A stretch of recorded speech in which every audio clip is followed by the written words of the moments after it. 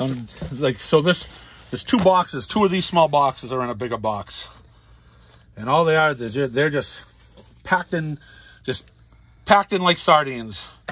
This is Diamond Comics, so whoever's, I don't know the people who pack them. Yeah, I mean, whoever's working there. It's a miracle you ever get a book that's actually good. People say, oh, you handle this way. Is this the way these books are handled before they even come into a store?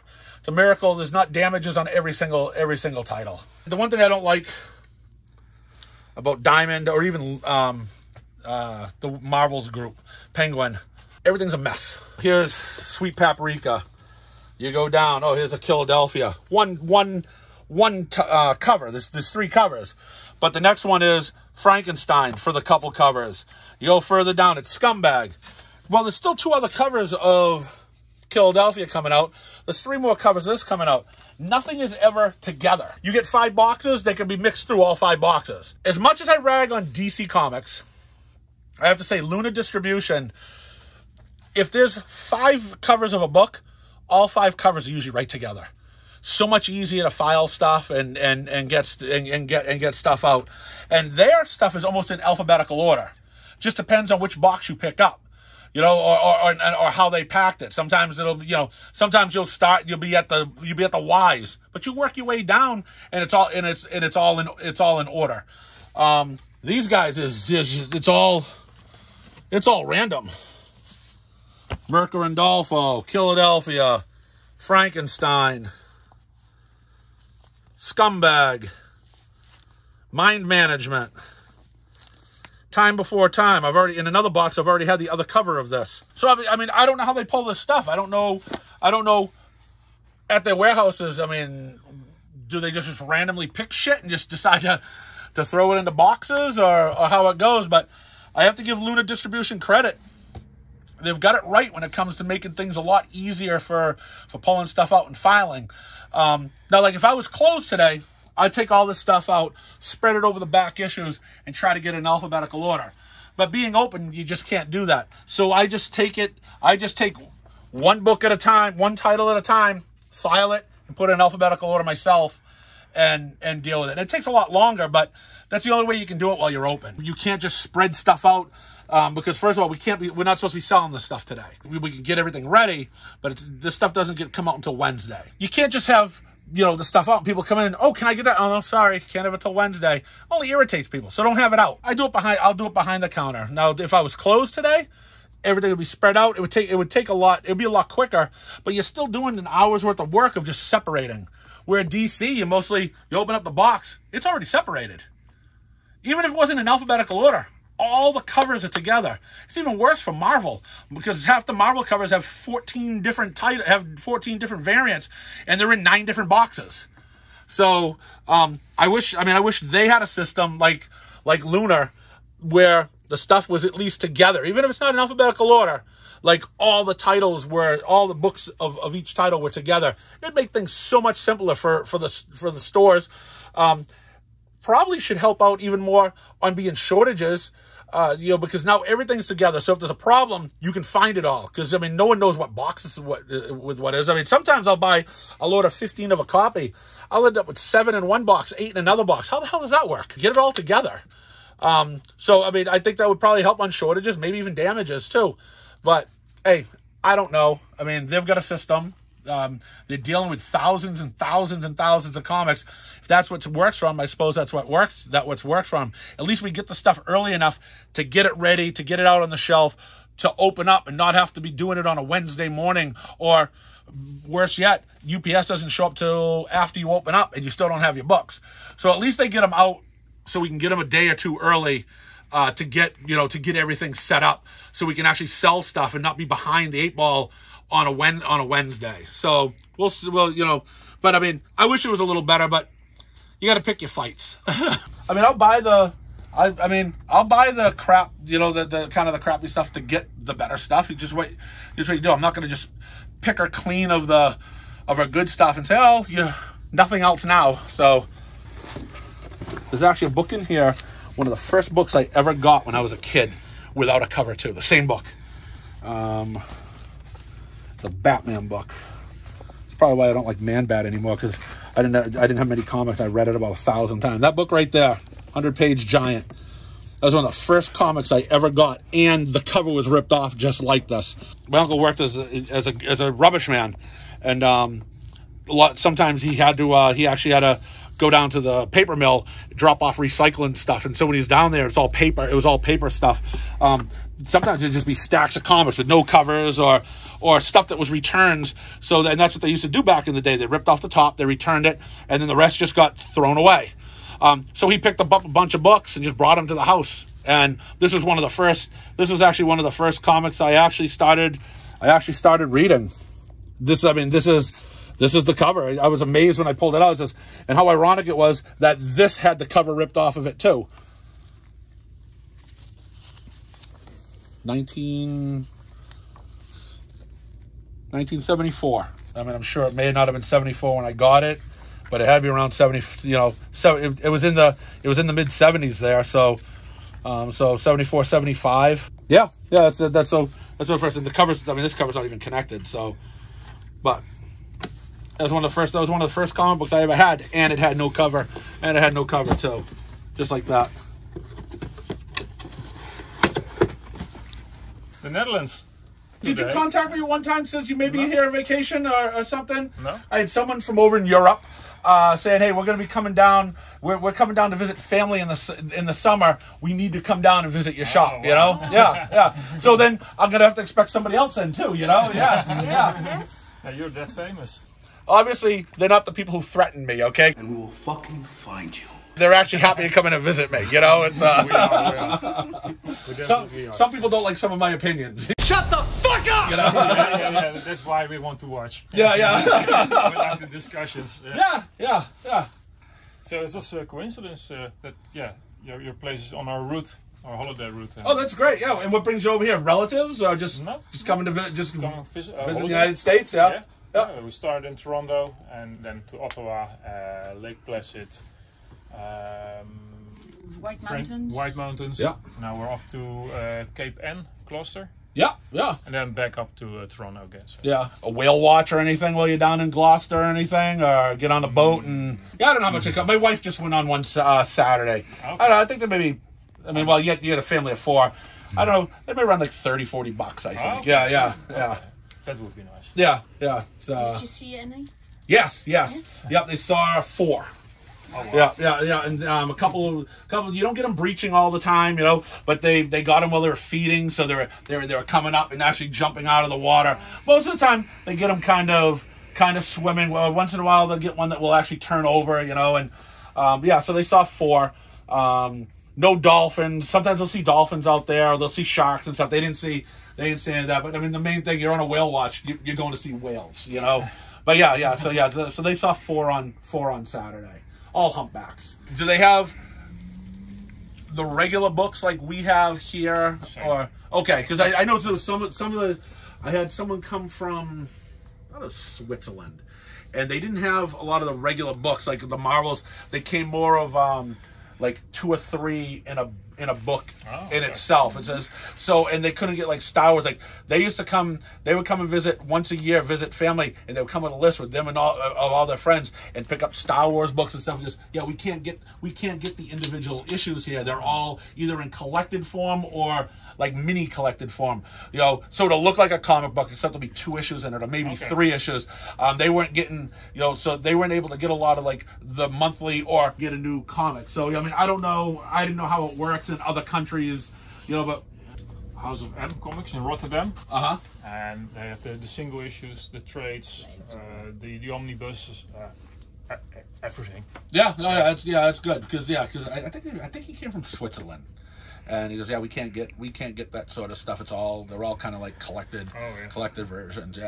So trades. But it's stuff that we don't get here. You know, it's like they come in 2 or 3. They don't offer them to us here, so I don't know if it's like. I mean, it's Marvel, but it's a different printer thing, you know, that does something with Marvel. Say, hey, we'll put these here, and we'll put them in this country. Yeah. I had another customer that was from Mexico that had trouble, and he owned a store in Mexico, and he couldn't get all the English comics that that we have here. I mean, a lot of the books down there were in Spanish, cabrón, pendejo, puta madre, culero, mamón, verga, imbécil, chingona, pinche, estúpido, ojete. You see? When he was up here on business, because he had a store and he had another job, he would come and he would pick up stuff that they couldn't find, that they just couldn't get down there through the regular distributors. They just weren't offered. They just weren't offered down there. So I don't know how it works. You know? Yeah. We have the Americans. American language. We don't collect those because you miss too much in translation. Okay. It gets lost. Yeah. Don't have a problem. Yeah, it's a good comic book shop. Yeah. One of the largest, I think, in Europe actually. Really? Yeah. What's it called? House of M? House of M. House of M. All right. Rotterdam. Yeah. Large city, large comic store. Yeah. They also have customers from all over the place. Yeah, that's awesome. Yeah, that's awesome. Yeah. And they survived the pandemic, thankfully as well. Yeah, that's great. You know, it's some didn't. You know, some didn't survive it. You know, all his regular customers, they just had it delivered by mail. Yeah. And that's the way they could survive. Yeah. Even though there were no how do you call it? The Comic Cons. Yeah. They go to have stands on Comic Cons, and that was big business as well. They went with 2 vans and came back with half a van. Yeah. Stuff. And that fell away for 2.5 years or so. Yeah. And that's not really up to great at this moment anymore. So that really has to get alive again. Yeah, the cons around here just have started to get more of them. Last year we had a couple around, but this year, like, there was just one in Connecticut last over the weekend, and the Boston one is this month, and there's been a couple little ones popping back up around here that they hadn't been for years now. Since 2020. So it's, I mean, it's starting to, it seems like it's starting to get back into full gear for the con stuff. People being are less apprehensive to be out in a crowd of people now and whatnot. It's so a bit strange still. Oh yeah. To be in a crowd. Definitely. I mean, I still don't go into, I haven't been in a place that's had 5,000 people or 1,000 people either. It's but it's still weird. I still try to keep my distance from everyone. But you know something? I never liked anyone in my bubble to begin with. So the pandemic was actually great. Everyone backed off a little more. So yeah, that was great. Excuse me, I gotta get that. Okay. Yeah. Gonna browse. Oh, trades. Hello, she is a great trade collector. Hey Dan, what's up? So. And graphic novels, just one-off stories. Okay, what do you got? I really like those. Something's killing the children. Yeah, arty-farty. Saga. Yeah. Saga, I really like Saga. Hopefully there's a new one coming, a new trade, because what is it called? The story continued. Yeah. So. We thought it was over. Okay, that didn't come in this week. Garth Ennis started writing it. Yeah, and then he wrote like the first 12 issues, and then he passed it on to other writers. So I think David Lapham picked it up. Siberia started reading it. Then Garth Ennis came back to it. And it is probably the most vile book I think that's ever been written and drawn. It's just it's wrong. It's wrong. It would definitely be, if you made a movie out of it. I don't know if they could even get an R rating out of it. I mean, it's it's that violent, that bad. There's a lot of sexual things that go on in it too, but not in a nice way. I mean, we're talking horror. It's all these writers and they're on the FBI watch list or something. They're on some sort of a list. Okay. Yeah. You come up with something like that, we have to watch you. You probably have a copy here around somewhere. We do. Yeah. Great. Yeah. We got the trade paperbacks. We get the trade paperbacks in stock. It's crossed. Yeah, they're first rack bottom along the bottom shelf. Don't have a look. Yeah. It's cross. Well, I really enjoyed what was it? 80s, 90s Punisher by Ennis for some reason. really got to know myself. I'm a really strange person. I'm a lucky man. People seem to think, because I really like this kind of stuff. No, there's some books, more relationship style books by a European writer and author named Jim, and not the Garfield guy, but another guy, and he makes really beautiful stories. That's something I try to sell to friends, because it's so beautiful and goes straight to your heart, to your feelings. Real life stories, real life communications between partners or wannabe partners or fathers and children. I really love that.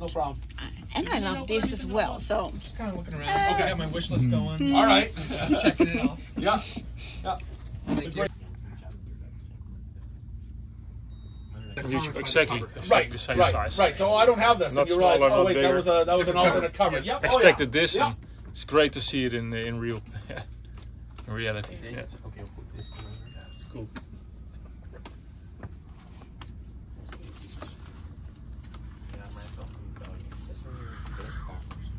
This looks like this is a hardcover that reprints. Looks like it reprints old Orphan Annie from 1935 to 1945. You know, so they reprinted the strips. So this will be Monday, Tuesday, Wednesday. You know, Thursday, this Friday, Saturday. Oh, thank you. You know, so this is stuff that this stuff is just hard sells. It's not a, I mean, it's a niche market. You know, someone special that actually wants Little Orphan Annie is going to buy that. Yeah, this is stuff that I usually don't buy. Old Mickey Mouse collections.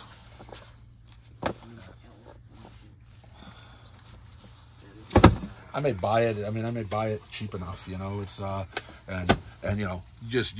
I mean, if you mark down most of anything. I mean, this book's famous. Actually, this book's been banned down in the South now. Some places they says, "Oh, you can't have this book." It's just ridiculous. I mean, but yeah, some of this stuff is there's just not a lot of people. There's just not a lot of people looking for this stuff anymore. Unfortunately. The younger crowd anymore doesn't care about the encyclopedia of comics. Yeah, they just, you know, it's first of all, there's reading involved. It's not there's not many pictures. Yeah, you know, it's Some more gory comics, and you never can go wrong with Bendis. I think Bendis is a good writer. Not on everything. On most of his comics, he's a good writer. He did some recent work for DC, which is kind of meh. But I hope this is good. I think this is an older one. I really like the artwork. A lot of blacks. Also like Brubaker.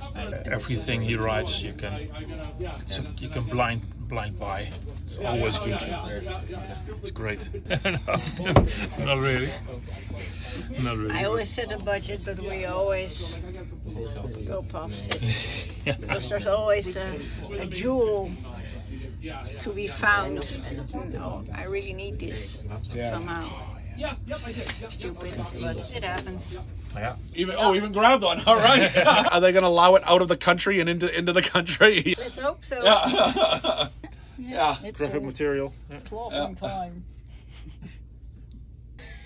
Everybody's going crazy. I think the first one was 12 issues. They did 12 issues. I think he did eight issues, and Garth Ennis.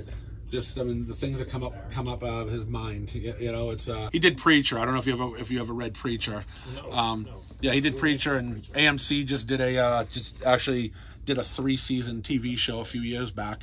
And at that time when he did that was in the 90s. A lot of people were offended by it because it had some weird and some graphic stuff, but a lot of people who were that were in the church or just, religious people were offended by it because at the beginning God quits. And the preacher ends up getting the power of Genesis, and a lot of people just don't like that topic. Yeah. So it's very, very controversial when the book came out, but it was a great book. And I started reading some of his other stuff. He does a lot of great war books, war story books and stuff. We love this Punisher. Yes, yeah. Oh, his Punisher one was fantastic. Yes. The Preacher came out in the 90s. After or before his Punisher?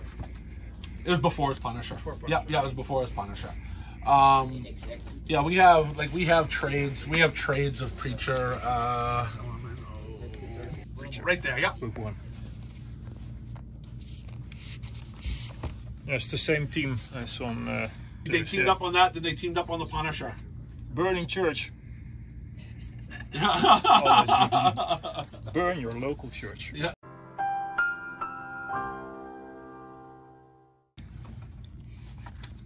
Yeah, cool. It's definitely It's gross as well. Yeah. Chopped off heads. Yeah. Strong language. Definitely strong. You language. might like this, love. Oh, look at this pile of shut up buddies. Beautiful artwork as well. She's looking at a picture of people with their brains blown out. Yeah. Beautiful artwork. Beautiful artwork. He tells a police chief to go F himself. And because he used his power, the guy did. And then, he chopped this thing off, and he did. Then after that, he ended up killing himself because, it's, and so that was another thing. It's like, oh, that's awful. He can't be doing that. It's just, yeah. So yeah, there's a lot of cool things in there. There's a vampire in there that runs around with him too, and It's a black humor. yeah. If that stuff doesn't offend you, I think it's a good enough story, and the art's good enough that it's actually decent. But Well, we're gonna enjoy ourselves the rest of the holidays. yeah. I read the back of Frost, Uh-huh. and it's kind of the short version of. I'm reading The Handmaid's Tale at this moment, Okay. and this is kind of the short, more gross out version of that piece of literature. Did they do a TV show, Handmaid's Tale? Yeah. Yeah. I have not seen it. My wife was watching that. I wasn't watching it, but again, what's this Handmaid's Tale? That's good, and I'm just kind of listening to it, It's while I'm doing other things. But yeah, she was watching that show. I think I saw something of this as well at House of M. Okay. One day I was looking at it because of Ennis. Ennis, always good. Ennis, Bendis, Brubaker. I can't say anything bad about Brubaker. Probably my favorite writer. Just the guy gets doesn't get any credit. Everyone talks about Donny Cates, James Tinian, Tynan. They all talk about that, and you don't hear a lot about Ed Brubaker. But Ed Brubaker, for the past 30 years, every issue after issue, story after story, it's just solid stuff. But you never hear him being talked about. Oh, it's Ed Brubaker with this. But Ed Brubaker is. I'd read anything that guy writes. It's blind buy. Yeah. His dialogue is so good. Mm-hmm. If you read it out loud, it's always in slang. You really go into it. Yeah, my favorite Captain America was his Winter Soldier. Soldier. I think it was the best Captain America story ever written. I don't reread too much. I've got so much that I read. I don't have time to reread. I've reread that book just because it was just so good. And Steve Epting's art on it was fantastic too. So they actually got a good artist with a good writer's story. Sometimes you get that great story and you want to poke your eyes out while you're looking at the artwork. But no, he seems to find the right guys to work with, and yeah, I can't say one bad thing about Ed Brubaker. Just before we went on to holiday, we got Gotham PD Omnibus, the reprint. The Brubaker Rucka. Yes. Oh, great book. Cannot wait to read it. Yeah. No, that's a great book. Greg Rucka's another guy that puts out some good stuff. He does some stuff that I don't really like. Like he was doing Wonder Woman. I read a little of it, but I didn't care. I didn't care for it. But he wrote Checkmate a while back. I don't read Checkmate, but I was reading that book. It was It's great on Daredevil. Daredevil, yeah. That was Going like this when you read a book. Yeah. Well, see, it's funny. Then you know you have a Mac. David Mack is not my guy. I like his covers. I don't mind his covers. I don't like that artwork in the comic I'm reading, though. I don't mind it in the covers, or if he put it up on a canvas or something. I think it looks awesome, but it's too artsy-fartsy for like a Daredevil. You know, I mean, if it was something... If it was something of his own creation or whatever, I get like when he did Kabuki. I didn't really like the story of Kabuki, but the artwork was good in Kabuki, and it's the same artwork, but it was his own world that he was doing. So, but I'm not one of those guys that actually really like spinning the book while I'm All the scribblings. Oh yeah, things. And the story of Echo, it was really, it really belonged in that story because it was such a strange. I agree. I mean, it fit the Echo stuff. You know, it's but yeah, that's just not the style I like. But I got a couple of guys. Buddy Rand loves David Mack. Anything David Mack, he's all over. And we usually tease each other about it. You know, it's not for everybody. Yeah. That run though, even with David Mack's artwork, I thought was one of the best. I mean, all the way from the start when Kevin Smith started it, I think it was Brubaker or Andy Diggle finished it. Like 119, 120. Overall, of a run that big and you only got a couple stories that you didn't think were good, that's a miracle. You know, it's that was one of the best Daredevil runs ever. And I thought after Bendis left, wrote Brubaker into a corner and says, "Oh yeah, by the way, everyone knows his identity is in jail. Good luck." I think Brubaker took over and did another great job of the book too. Maybe he should do Superman. Maybe he should, because right now, because right now, Superman, especially Bendis, I thought Bendis' Superman was unreadable. I didn't like it. I didn't like it at all. If someone at DC is listening, give Brubaker a call. If someone at DC was watching this video, any of these videos actually, they wouldn't send me comic books anymore. Okay, because I pick on that company so bad all the time. Okay, please start over again with Hawkman. The one that was discontinued, I think 2 years ago. Yeah. Readers went going down. Amount of readers. That's one of the only Hawkman books that I ever read more than 4 issues of. I read the whole run. I thought it was great. I never mind Hawkman in a book when he's like in the JSA or he's in a team, but I never had any interest in him whatsoever when they're doing stories about him by himself. That book started great when he started meeting himself from other timelines. They finally made it so Hawkman is cool and he's readable.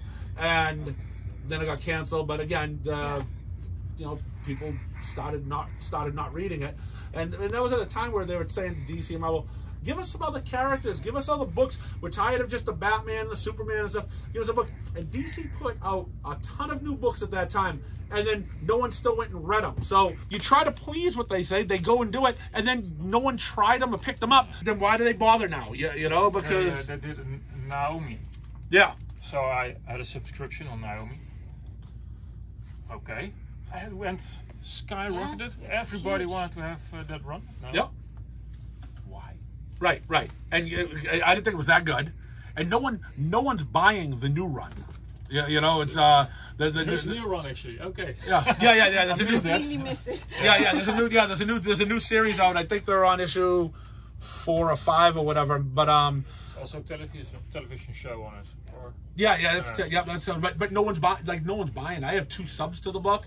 I order 4 copies, and I usually have at least 1 left over. I mean, I like it's no one cares because I don't think the internet said. Well, it's already. They were all suspecting for the show on that first one. It's already happened. So, we don't need this now because it just shows that when those prices skyrocket and everyone was looking for them, 90% of the people weren't reading them. They were just buying them because they think, oh, this is going to be worth something, so I need to buy. I should have sold it at that point. Yeah. And then I think that's what it was, because if they read it and actually liked it, they'd still be buying the next series. I don't think hardly anyone read it. We buy to read. Yeah, me too. Yeah. And if it's worth something, well, that's a bonus, but I'm not going to sell it. So yeah. Right. It's a collector. I want it. Yeah. The same with the Daredevil, the Born Again run. Yeah. From by Frank Miller. Miller. We bought it a week before Netflix announced season 3 was based on that run. Yeah. And we bought it a week before, and skyrocketed. But I still have it. Yeah, because there's nothing worse than, hey, I want this, I want this. It was already We 3 bought- times the worth. Yeah. I think we bought it for $60, all single issues. Yeah. $60, and we left the shop, and we went back 2 weeks ago, and the shop owner Joey told us, you left and there was somebody asking for it, and he was willing to pay, well, $80, $100. Sorry. Yeah. Yeah. Perfect timing. Yeah. So now do you guys play as a family? Oh, we played sometimes. They Yeah. think it's too difficult. Yeah, Yeah. the old Magic, I think 20, 30 years ago is, I can handle that. Yeah, yeah. It's now, Now the cards have a lot more text on them, and the Yeah. letters are really small, and he can't read them anymore. Yeah, because he's getting older, right? Yeah, yeah. he always changes the rules, I think. Yeah. Oh, that's not true. Yeah. His own interpretation. You know, you got a second, or actually kids, you know, where you were a lot younger, first playing in the early 90s, and probably not even thinking, hey, this is going to last 30 years. You know, then your kids come around and get over, hey, I want to play Magic. Yeah, I mean, it's like mind-blowing. But the fact that the game has still lasted that long says something about the game, too. Good game. Yeah. Game, great artwork. Yep. Yeah. Yeah. And thankfully for you, we still got the old cards. Hi there, my name is Nathalie. I'm from the Netherlands and I'm glad to visit the Comic Book Palace today. Hi, I'm Steven. Also from the Netherlands, of course, with the family on our holidays, and we are glad we got to meet the famous Glenn and Felipe. Hi, Niels. Like and subscribe and comment. My name is Thijs, by the way. And when you're in the neighborhood, go visit the Comic Book Palace and keep comics alive.